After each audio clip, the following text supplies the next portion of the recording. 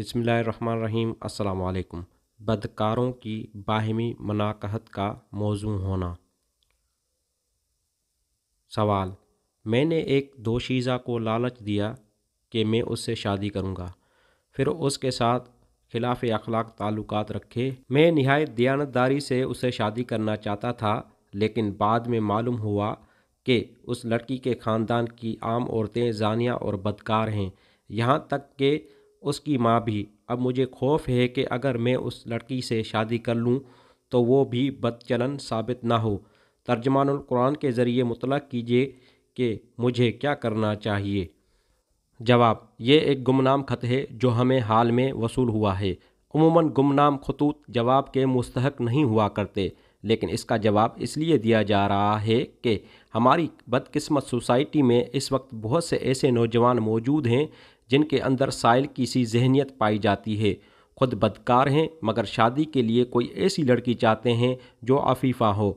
जिस ज़रफ़ को उन्होंने खुद गंदा किया है उसे दूसरों के लिए छोड़ देते हैं और अपने लिए कोई ऐसा ज़रफ़ तलाश करते हैं जिसे किसी ने गंदा ना किया हो। जनाब साइल से गुजारिश है कि जिस लड़की को आपने खुद शादी से पहले ख़राब किया है, उसके लिए अब आपसे ज़्यादा मौजू कौन हो सकता है, और वो आपसे ज़्यादा और किसके लिए मौजू हो सकती हैं।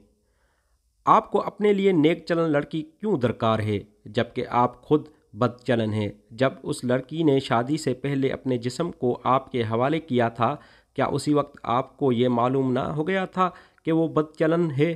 फिर आपको अब ये अंदेशा क्यों लाहक हुआ है कि आगे चलकर वो कहीं बदचलन साबित ना हो?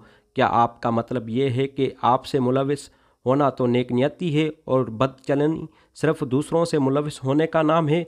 फिर उसके ख़ानदान की औरतों पर आपका एतराज़ भी अजीब है। वो ख़वातीन कराम जैसी कुछ भी हैं, इसलिए हैं कि आप जैसे मोअज़्ज़ज़ असहाब से उनको सबका पेश आता रहा है।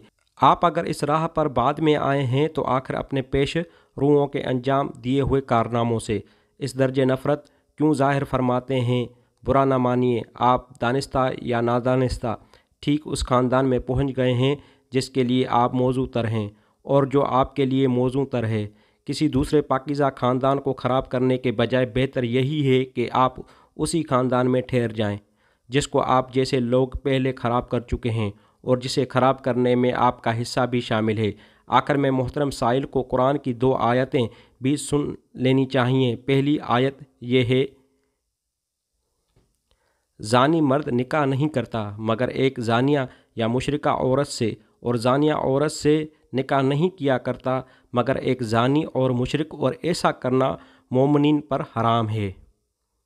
इस आयत में निकाह नहीं किया करता से मतलब ये है कि ज़ानी मर्द उस लायक नहीं है कि उसका निकाह ज़ानिया या मुशरिका के सिवा किसी और से हो, और ज़ानिया औरत के लिए अगर कोई शख्स मौजू है तो ज़ानिया मुशरिक मर्द, ना कि कोई मोमिन सालिह। दूसरी आयत ये है: बदकार औरतें बदकार मर्दों के लिए हैं और बदकार मर्द बदकार औरतों के लिए, और पाकीज़ा औरतें पाकीज़ा मर्दों के लिए हैं और पाकीज़ा मर्द पाकीज़ा औरतों के लिए।